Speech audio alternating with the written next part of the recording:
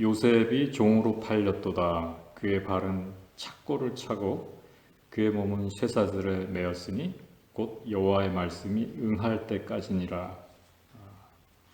이 말씀이 응할 때까지니라 하는 부분이 특별히 마음에 다가오더라고요.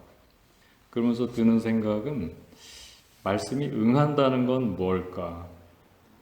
또 말씀이 응한다는 것과 말씀이 임한다는 것은 어떤 차이가 있는가? 이런 생각을 좀 했고요. 말씀이 임하는 것은 말씀이 응하는 것과 동일한 것인가? 또 이런 질문도 해보았습니다. 생각해 보니까 말씀이 임한다는 것은 말씀이 응한다는 것을 의미하지는 않더라고요.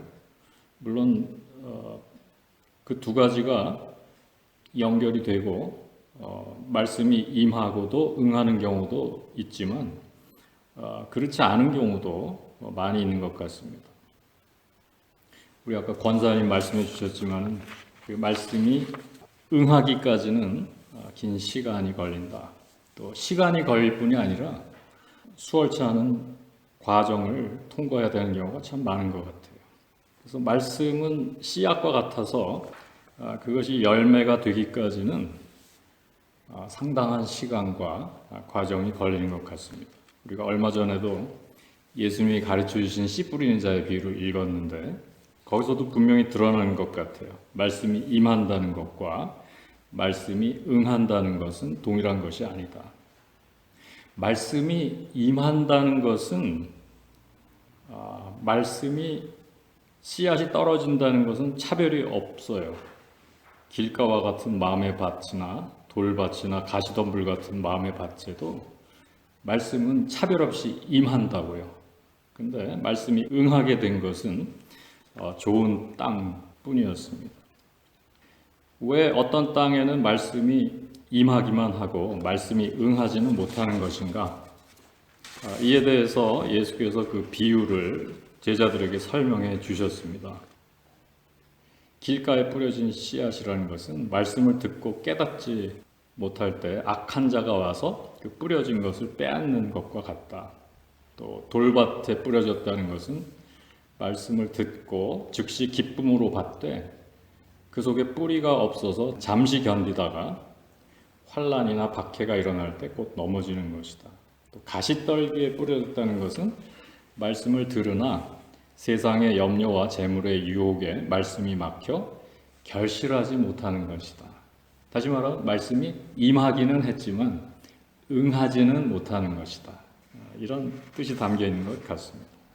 근데 요셉의 경우에는 말씀이 임했을 뿐 아니라 또 말씀이 응했다는 거죠. 그의 발은 착고를 차고 그의 몸은 쇠사슬에 매였으니 곧 여호와의 말씀이 응할 때까지니라 그랬습니다. 17살 이후에 요셉의 삶은 말씀이 응해가는 과정이었던 것 같아요. 그래서 이 말씀이 임했을 뿐 아니라 그 말씀이 응하게 하는 그런 삶을 살았던 것인데 요셉은 이 둘 사이의 이 갭을 믿음으로 채웠습니다. 스텝 바이 스텝 그 삶의 전 과정이 자신에게 임한 말씀을 응하게 하는 어떤 과정이었다. 그래서 이 관점에서 우리가 주목해서 봐야 될 요셉의 삶의 어떤 특징이랄까요. 덕목은 고난을 대하는 그의 자세인 것 같아요. 요셉이 종으로 팔렸도다. 그의 발은 착고를 차고 그의 몸은 쇠사슬에 매였으니 곧 여호와의 말씀이 응할 때까지니라. 시편은 임하신 하나님의 말씀이 요셉 안에서 응해가는 과정을 몇 줄로 이렇게 간단하게 요약을 하고 있지만 창세기를 읽어보면 임하신 말씀이 응하기까지 그가 통과해야 했던 수많은 고비들과 위험들과 그 험난한 과정들이 소상하게 기록되어 있습니다. 그런데 신기하게도 요셉은 언제 어디에서 그 어떤 상황에서도 불평을 하는 적이 없어요. 형들에게 미움을 받을 때도 또 또 벌거벗겨 구덩이에 던져질 때도, 은 20에 이스마엘 사람들에게 팔려갈 때도, 그리고 애굽에 가서 어느 집에 노예로 넘겨질 때, 그리고 그 집에서 또 억울한 누명을 쓰고 감옥에 갇힐 때에도 그 마음이 믿음 안에서 한결같습니다. 어떻게 그럴 수 있었을까 생각해 보니까 이 요셉이라는 사람은 그 모든 일들, 그 모든 과정들이 그에게 임하신 하나님의 말씀이 응해가는 과정이라는 것을 이해하고 있었던 것 같아요. 그래서 그에게는 고난도 고난이 아니었던 거죠.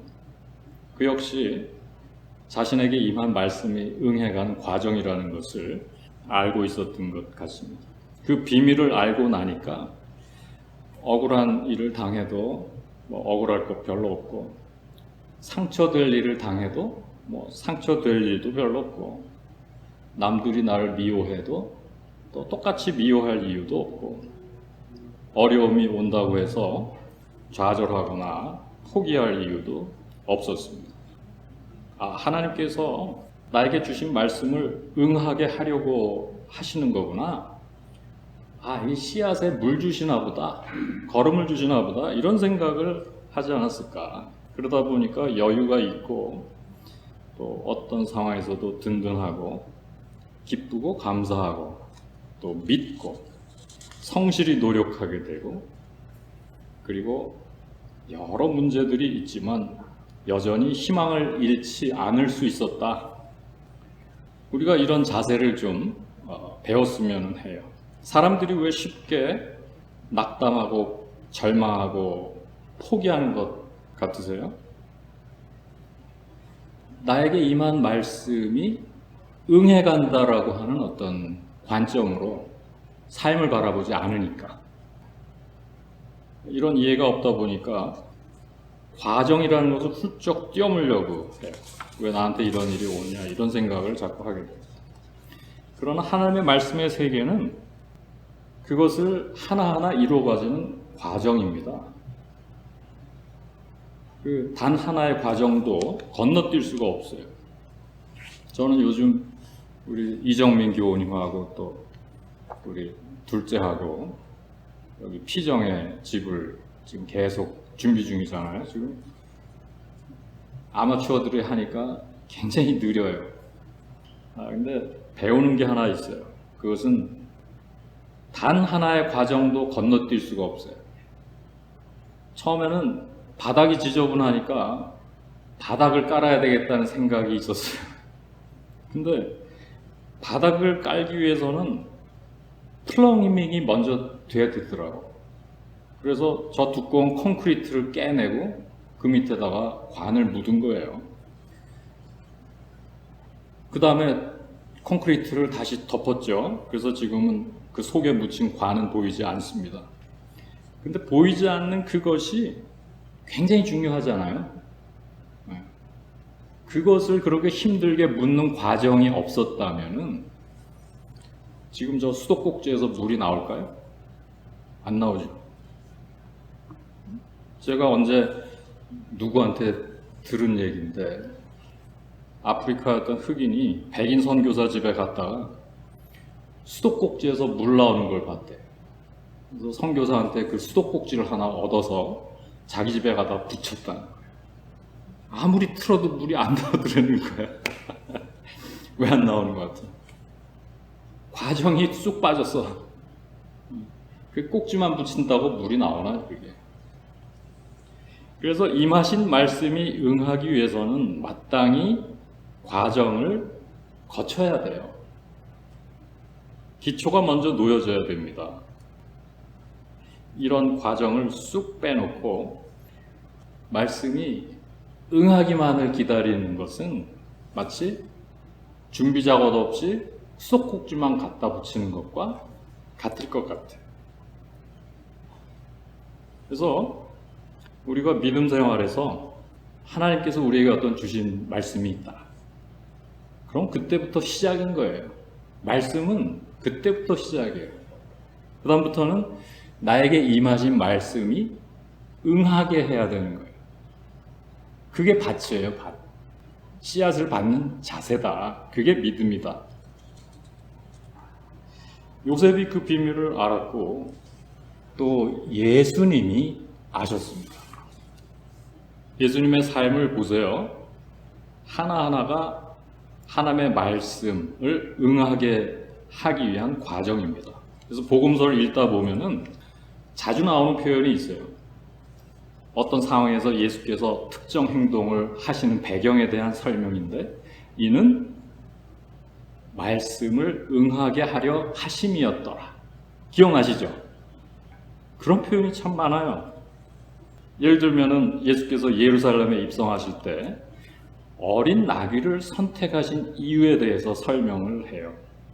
예루살렘에 가까이 가서 감람산 벳박에 이르렀을 때에 예수께서 두 제자를 보내시며 이르시되 너희는 맞은편 마을로 가라. 그리하면 곧 매인 나귀와 나귀 새끼가 함께 있는 것을 보리니 풀어 내게로 끌고 오라.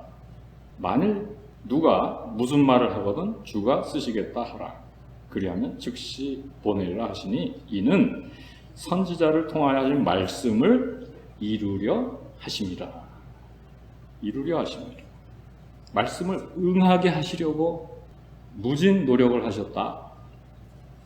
또 십자가에 못 박히셨을 때 물과 피를 다 쏟으시고 목이 마르실 때 그때도 말씀을 응하게 하시려고 했다는 표현이 있죠. 그 후에 예수께서 모든 일이 이미 이루어진 줄 아시고 성경을 응하게 하려 하사 이르시되 내가 목마르다 하시니. 그죠? 이미 임하신 말씀을 붙들고 사셨던 거예요. 하나님께서 선지자들을 통해서 주신 말씀이었어요. 오래전에. 예수님은 그 말씀을 잊지 않고 그 말씀을 이루려 하셨습니다. 그러니 우리는 예수께서도 역시 말씀이 임하는 것뿐 아니라 그 말씀을 응하게 하는 과정의 삶을 사셨다는 것을 알 수 있습니다. 그래서 우리가 말씀의 사람이 되어야 하되 이 말씀은 온전한 말씀이 되어야 되겠어요. 온전한 말씀이 무엇입니까? 임할 뿐 아니라 응하는 말씀이 온전한 말씀인 것입니다. 근데 오늘 우리가 이 말씀에 대한 혼돈이 참 많은 것 같아요. 왜냐하면 많은 사람들이 말씀이 임하는 것에는 관심을 갖고 있지만 그 말씀이 응하는 것에는 별 관심이 없어 보입니다. 한번 주변을 이렇게 돌아보시면 말씀이 임하는 것에 대해서 많은 기대와 또 기쁨, 감사로 사는 사람들 굉장히 많습니다. 요즘은 이 소셜 미디어의 발달로 인해서 임하는 말씀의 홍수의 시대다. 요즘은 주일 예배 외에도 말씀을 들을 기회가 참 많잖아요. 유튜브에서 말씀을 듣고 말이죠. 방송에서 듣고 또 듣고 좋으면 누구한테 보내주기도 하고 권하기도 하고 그래요. 저도 이렇게 가끔 받아요. 이렇게 친구들한테 들어보라고. 참 은혜롭다고. 근데 정작 그 말씀이 응하는 것에 대해서 얼마나 관심을 가지고 있는지 이런 생각이 들 때가 있어요. 말씀을 그저 감상의 대상 정도로 여기는 게 아닌가 싶기도 합니다. 말씀이 임하는 것도 중요하지만 더욱 중요한 것은 그 말씀이 응하게 하는 그러한 삶을 살아가는 것인데 이 응하게 할 생각이 좀 부족해요. 그러다 보니까 늘 새로운 말씀을 찾습니다. 어디 은혜로운 말씀 없나 맨날 생각하는 게 그건 것 같아요. 어떤 분. 그러나 임하기만 하고 응하지 않은 말씀은 온전한 말씀이라고 할 수 없습니다. 임하기도 하지만 응하기도 하는 말씀을 우리가 살아야 돼요. 어떤 아이가 음식을 차려주면 먹지는 않고 이렇게 냄새만 맡고 맛만 보고 또 차려달라, 또 차려달라. 임하기만 하고 응하지 않은 말씀이 그와 같지 않겠습니까? 하나님의 말씀이 우리에게 임하는 것은 단지 감동을 주고 은혜를 느끼게 하기 위한 것이 아니라 응하게 하기 위함이 아니겠습니까? 그래서 우리는 말씀이 임하는 것뿐 아니라 그 말씀을 응하게 하는 존재가 되어야 됩니다. 요셉이 그런 인생을 살았다. 17살에 임하신 말씀 안에서 꿈꾸기를 시작했고 평생 그가 걸어간 길이 자기에게 임하신 하나님의 말씀을 응하게 하기 위한 과정이었다. 그래서 우리에게 임하신 하나님의 말씀을 온전히 응하게 하는 그러한 인생들이 다 됐으면 좋겠어요. 저는 이런 질문도 한번 던져봤습니다. 빌하와 실바의 아들들에게는 말씀이 임하지 않았던 것일까? 그들에게도 말씀이 임했을 거라고 저는 봐요. 왜냐하면 길가와 같은 마음이나 돌밭이나 또 가시덤불 같은 마음에도 말씀 씨앗은 차별이 없으니까. 하지만 그들은 이 말씀이 임했지만 말씀을 응하게 하지는 못했던 것입니다. 한번 돌아보시길 바랍니다. 나는 빌하와 실바의 아들 같은 사람인가 아니면 요셉과 같은 사람인가? 어떤 모습이 되는 것을 하나님 원하실까? 요셉이 종으로 팔렸도다. 그의 발은 착고를 차고 그의 몸은 쇠사슬에 매었으니 곧 여호와의 말씀이 응할 때까지니라. 우리에게 임하신 하나님의 말씀을 귀히 여기고 그 말씀을 응하게 하는 예수의 제자들이 다 되었으면 좋겠습니다. 주신 말씀 잠깐 묵상하고 성찬으로 그리스도를 만나도록 하겠습니다.